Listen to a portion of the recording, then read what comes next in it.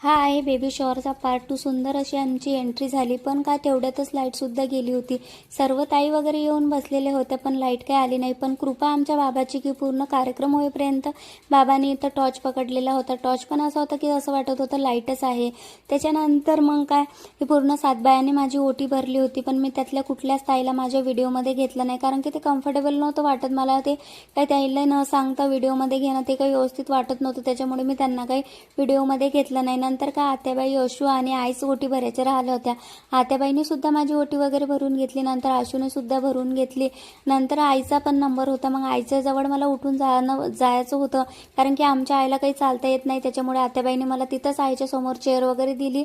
मी तिथंच बसून आईनं माझी ओटी वगैरे भरली. आता नंतरचा व्हिडिओ जो आहे त्याच्या समजणार, मी पेढा काढला की जिलेबी काढली. तोपर्यंत माझ्या चॅनलला सबस्क्राईब करून घ्या आणि व्हिडिओला लाईक करा, इंस्टाला फॉलो करत. भेटूया नेक्स्ट व्हिडिओमध्ये.